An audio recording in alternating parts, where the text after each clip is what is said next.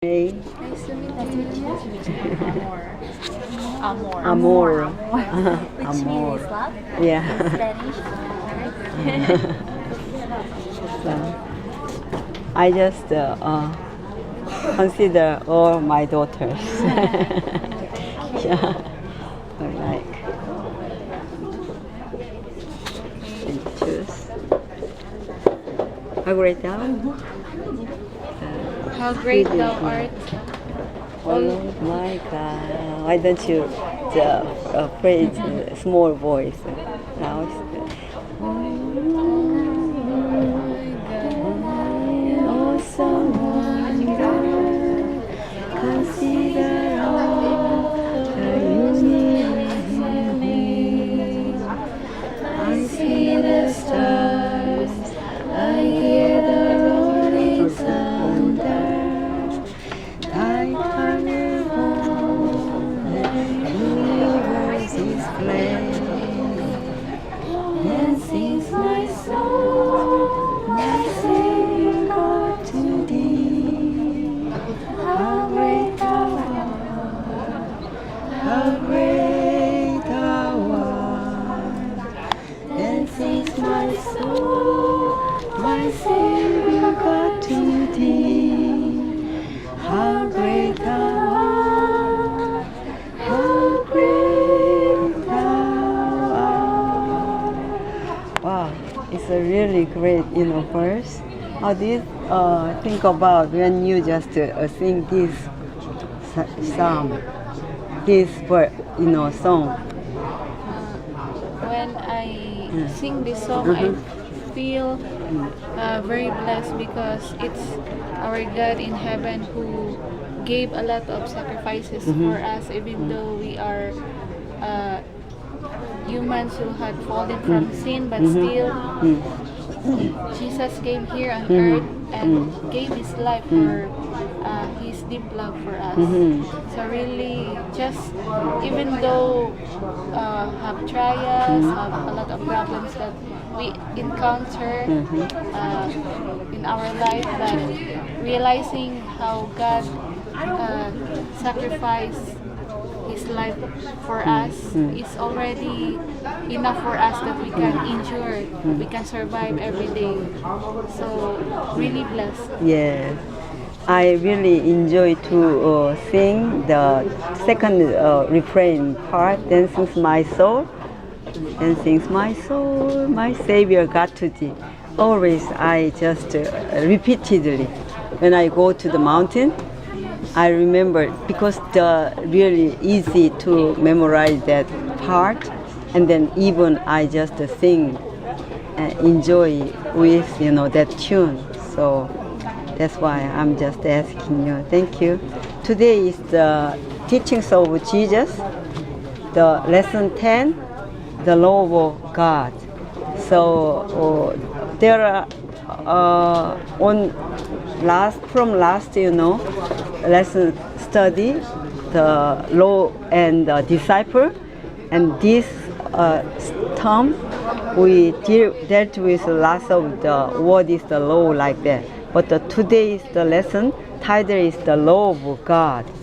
So we have to know, though many leaders in Israel highly extorted the law, but we have to know what's the law of God like that. So memory text first. Will you read all together? If you love me, keep my commandments. So, yeah. The commandment is really, hard and then tough. But the love is really sweet and gentle, soft like that. So it's the really contrast opposite word, love and commandment. So we have to distinguish what's the love and what's the God's commandments like that.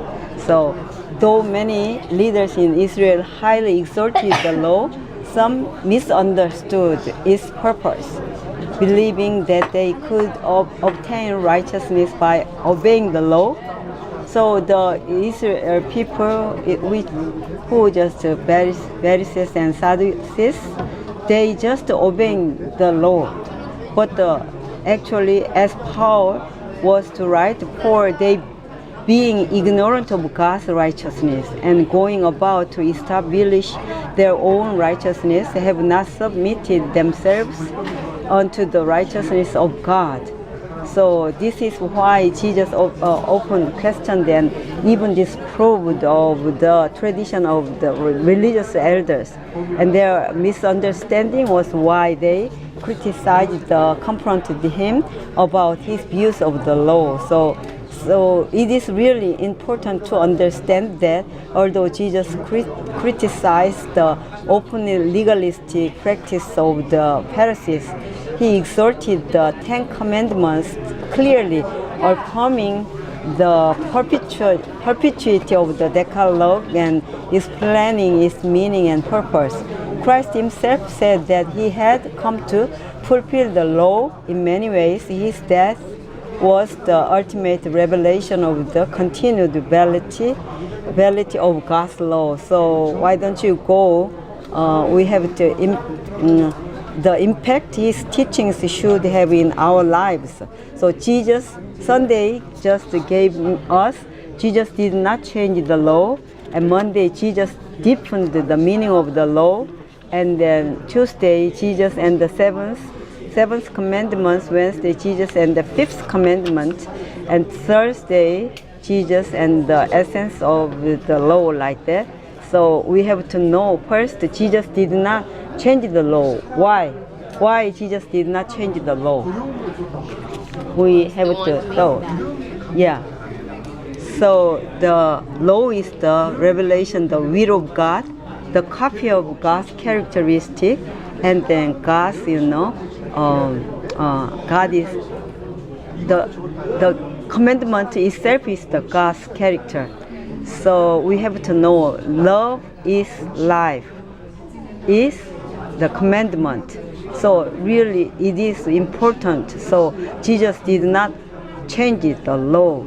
So not only we have to love, touch, but our action. So if just we love, did not act, we cannot keep it, and we cannot even love each other. So because of the misunderstood, Jesus came this world.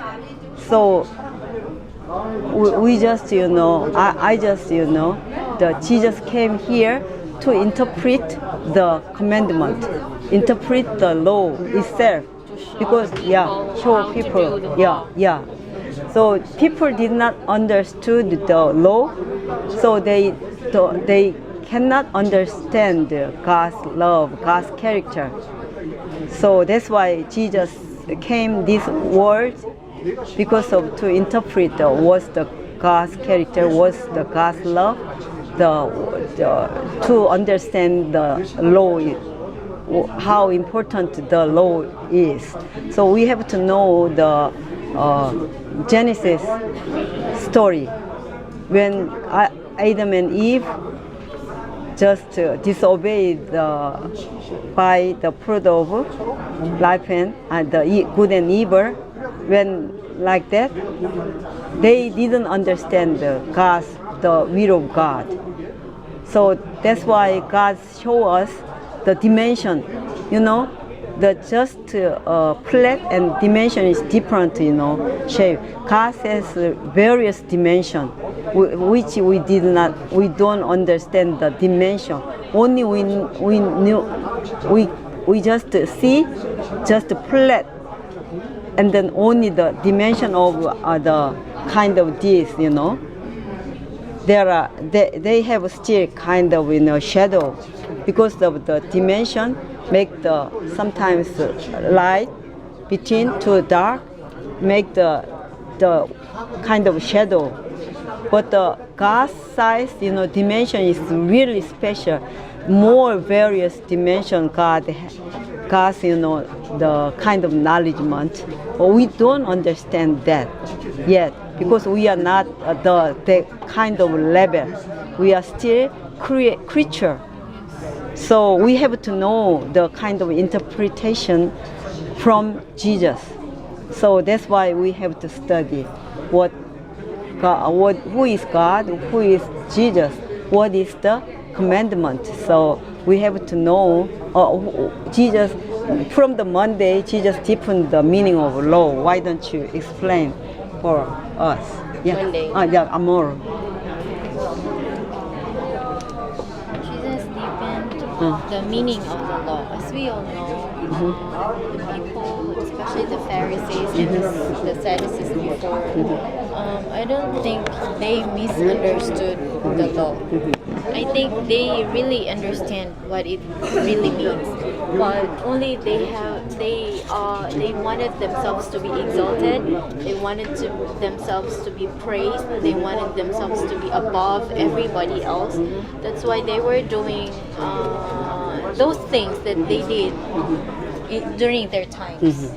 Like they made their own laws aside from the law that God had given to the humanity.